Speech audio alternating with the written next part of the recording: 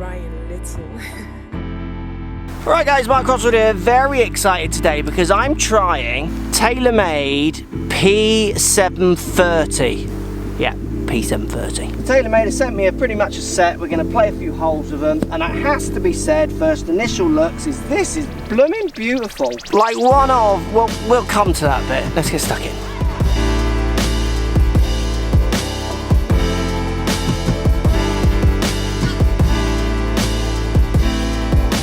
True Blade P730 Taylormade design with their tour players in mind. Like every bladed company, they're saying that they help them kind of shape them, and regardless if they did or not, because I often think that's just a line from all the companies, whoever made these has made maybe the prettiest blade I've seen in a long time from any manufacturer. By far the prettiest blade Taylormade I think have ever brought out. Down by the ball, it's a thin top line, it's next to no offset, it's a squat little head, just the face to the end, all looks absolutely pure.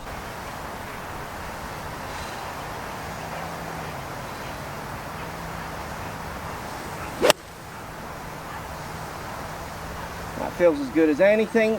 Yeah. I think of it that quite close. Anyone who watches any of my reviews can see I've been pretty excited by the whole P range from Taylormade. The kind of one with the speed foam, just the word speed foam I think's giggly, but you know, every manufacturer has to put the word speed, or you know, just have to put one of those words in front of stuff, don't they? Like normal stuff. Like at the moment today I'm wearing like my speed socks. But the P730, wow, just so pretty. I've been picking them up all weekend in my house, wanting to come and test them, and that's why I'm excited about being out here to see if the feel lives up to that kind of looks. So technology, it's funny, it's one of those one paragraph irons which you don't get from Taylormade and other companies that often, and I really like that. It just says looks good. The word turf interactions in there, which I always think's funny from all of them. I'm alright with my turf interaction, I think. The numbers 1025 forging la-di-la, you know, that all the, it's precision, it's beautiful. Let's do the real test. How do they look and feel on the course? It's a bit breezy today as well, so this will be fun.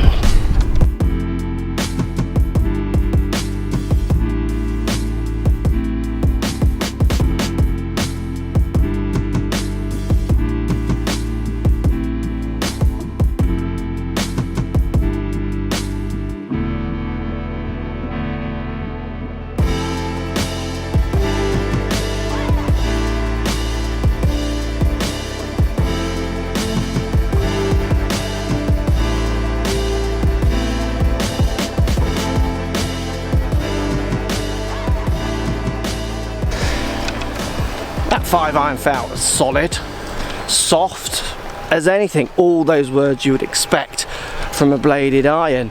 You certainly don't look down at much, but it's no smaller than the blades I use already.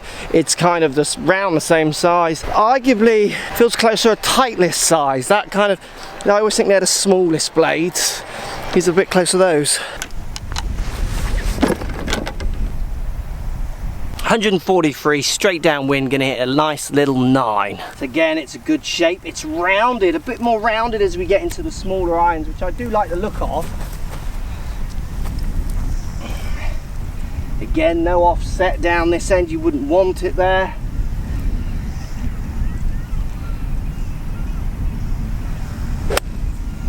God, that just feels so pure. That could be close if it's the right number. Don't know if it's long enough or too long with the wind. That felt true bladey, beautiful, nice. So impressed with these. This is the bit where I normally say go and look at me testing them in Dan's studio, and you'll see the numbers are the same as anything else in a bladed kind of ilk. But I'm not going to do that. The lofts are true. It's a bladed iron. Where Taylormade write one paragraph, that's all you need.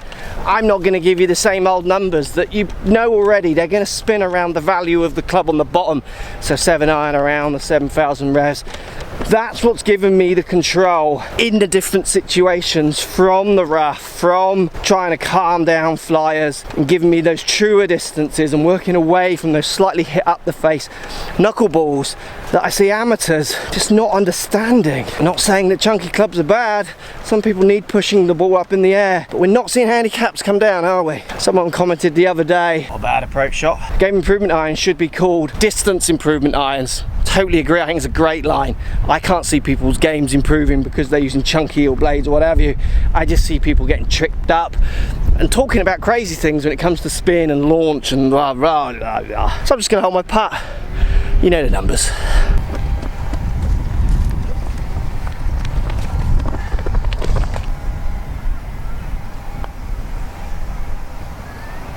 Oh,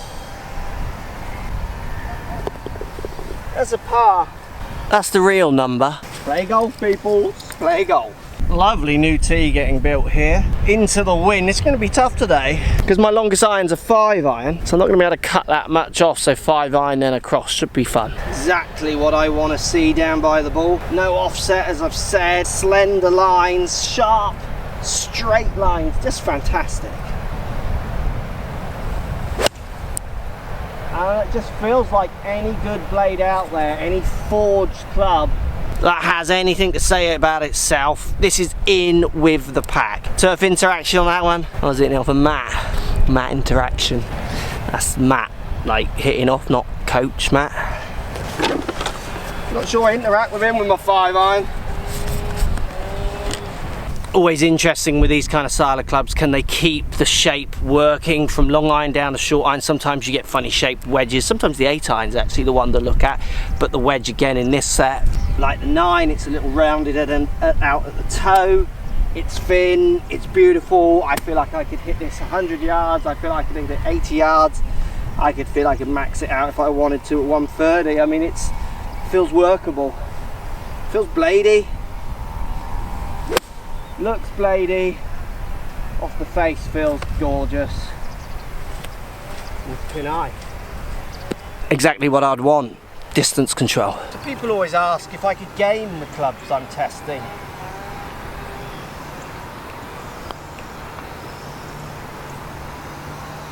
Oh, hit it. I absolutely could game these. Should we play a little bit of shot shaping roulette? So straight into the wind, 5-iron stinger low ball.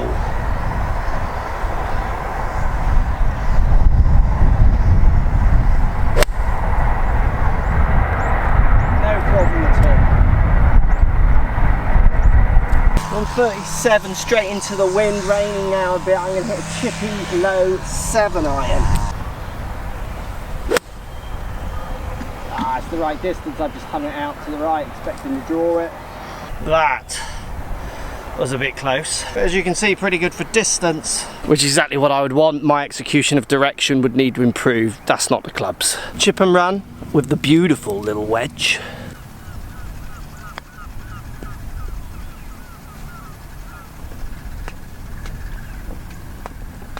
Again, for me, it's all these little shots.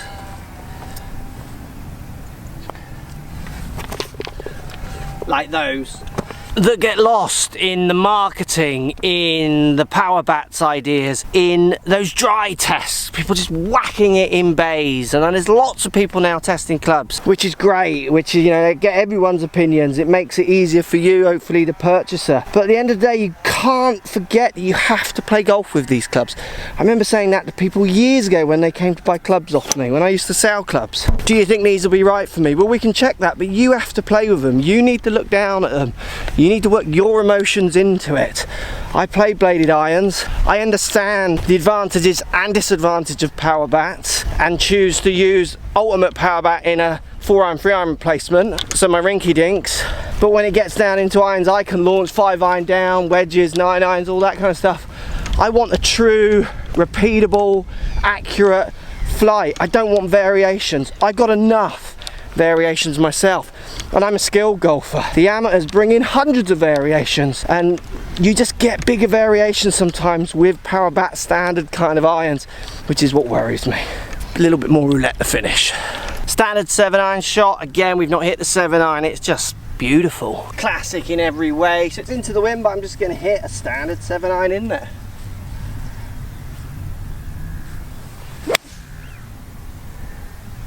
Hit that really good. I had some serious turf interaction there. Oh my word.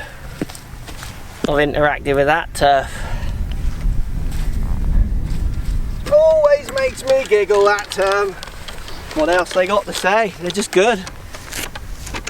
Sometimes I feel like they could just say that. These irons are just good. Basically that's what I'm saying, isn't it? Right, 165 yards straight into the wind. Low cut 5-iron.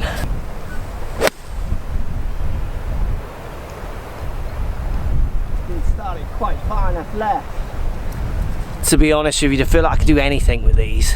Now let's not get confused, I've said it before, I feel like I can do anything with any iron, you know, from a big game improvement to a bladed. Certainly shaping wise, I think height and launch is variable a little bit, and in fact your game improvement I can send them higher, so you could argue they give me more workability.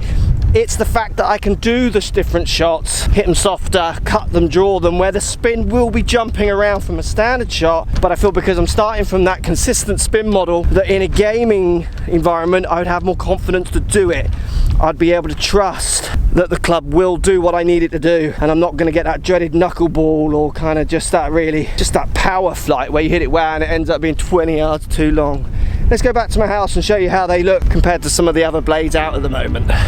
Right, made it home. Let's do some compares. So Titleist MB and Taylormade 730. Very, very similar. Titleist MB here on the left. Really not much in those two at all. And to be honest with you, the Taylormade really reminds me of the MBs from Titleist. So same family. So in the P790, it's quite a big jump. P790 on the right, you can see it's much chunkier, but you might want that in a 5-iron, 4-iron, longer iron kind of combo-y ideas. And the one lots of people will want, MP18. These clubs look so similar from here. Taylormade is a thinner top line than the MP18, and I would guess that MP18, like I've said in videos, it's not the thinnest top line, but you can see why. I think many are going to really like this, and I do. It's such a good looking club. Comments down below, is it something you would try or not? Let me know. As always, thanks for watching. We'll see you soon.